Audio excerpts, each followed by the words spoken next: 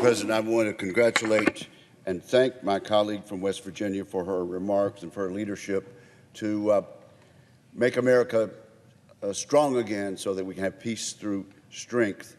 The distinguished senator mentioned a hearing that the Armed Services Committee had yesterday. Our witnesses were two distinguished experts in the field of national security. The Democrat who testified before us was none other than former Representative Jane Harman of California, a high-ranking committee chair when she was in the House of Representatives, a loyal Democrat, but someone who understands that we are not where we need to be under this administration when it comes to national defense. The other witness was Eric Edelman, a very distinguished diplomat and ambassador.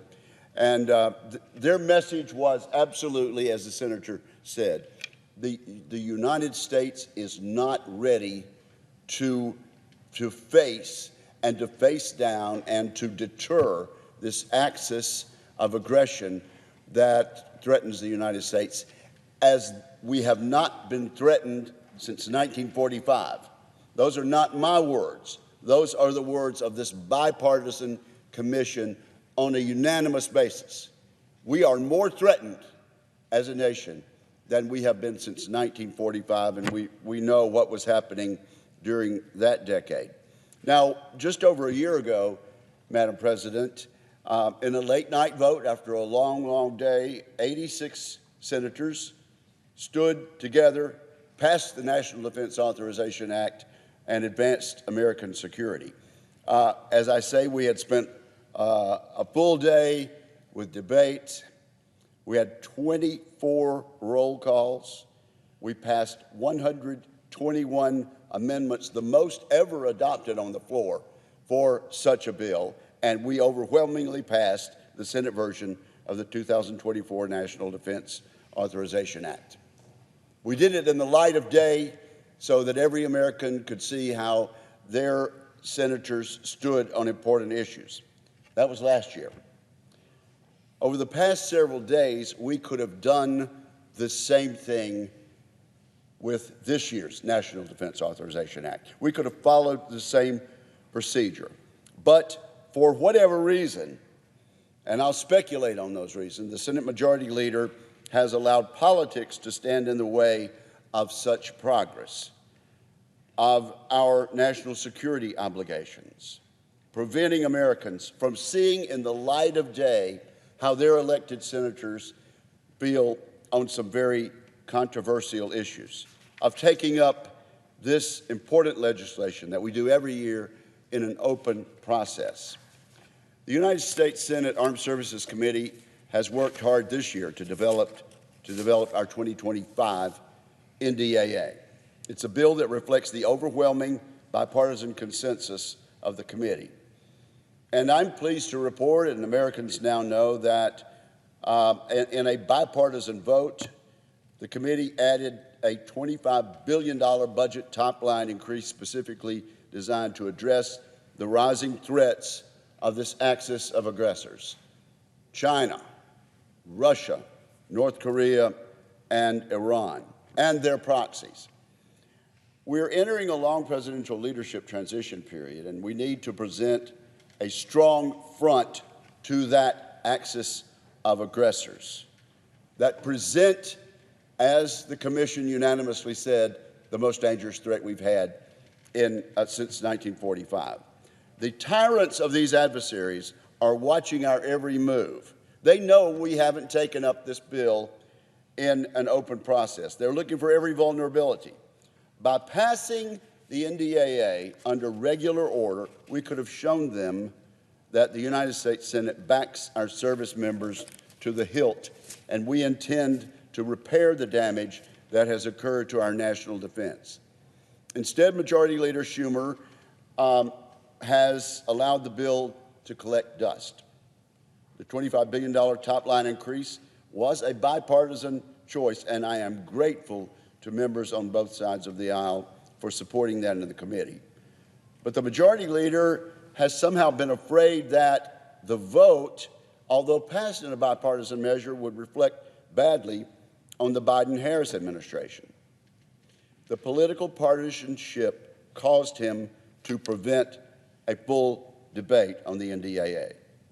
Basically, there are a number of sensitive leftist issues that the leader wants to prevent some of his vulnerable members from having to vote on. Pure and simple. We shouldn't let political calculations dictate our national security decisions. Our enemies are working together, and we are not prepared to defend against them. Don't ask this senator from Mississippi. Ask the bipartisan commission. Our enemies are helping each other sow chaos around the world. In Israel, Ukraine, the Indo-Pacific, Venezuela, where an election was stolen just a few days ago. A snapshot of events from the past week gives us a glimpse of this trend. On Wednesday of last week, Israeli Prime Minister Netanyahu spoke before Congress. In my opinion, his remarks were among the most stirring and profound speeches ever delivered to a joint session of Congress. In clear and factual language, Prime Minister Netanyahu testified to the threat from Iran and its proxies. Iran is backing Hamas and Hezbollah, two terrorist organizations who seek nothing short of the elimination of the Jewish state in Israel. Iran has armed the Houthis, another terrorist group who barrage our Navy sailors in the Red Sea. The same day as the Prime Minister's address, Russia and China performed their first ever joint military flight exercise, first ever in history, Russia and China together. And they did it directly approaching Alaskan airspace, American airspace. The following day, U.S. prosecutors brought charges against a North Korean operative with cyber attacks on American hospitals and military assets.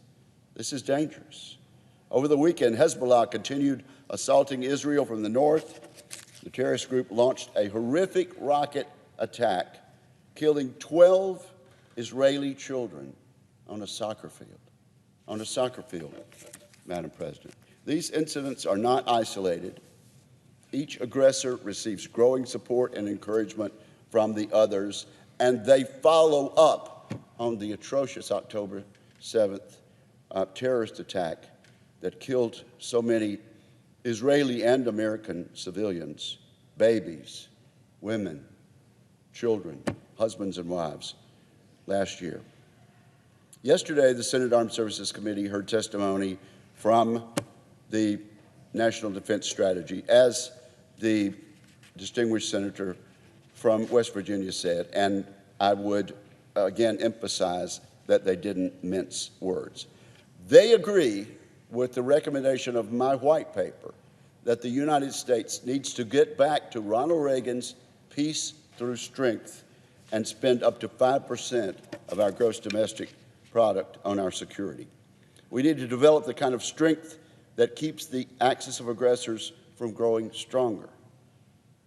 We need to develop the kind of strength that keeps the Axis aggressors from doing anything foolish that would plunge the world into a war. Leader Schumer should appreciate the stakes and urgency of this moment, and they need to act now, to send a strong message now, and to do it with the sun shining on it in the light of day.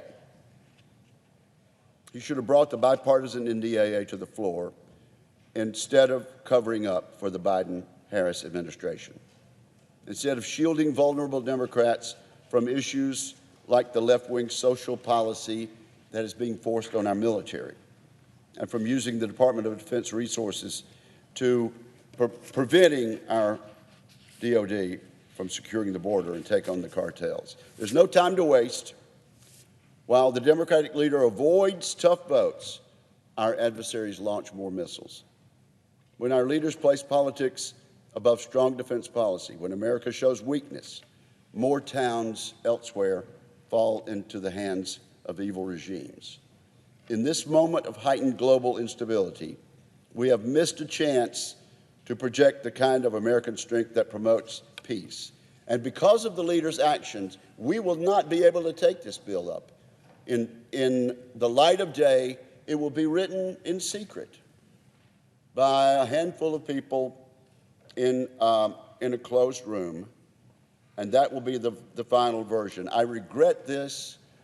I'm sorry that the leader has missed a great opportunity to send a strong signal to our enemies in the light of day and to let American people know how their elected senators stand on these important issues. I yield the floor. Thank you, Madam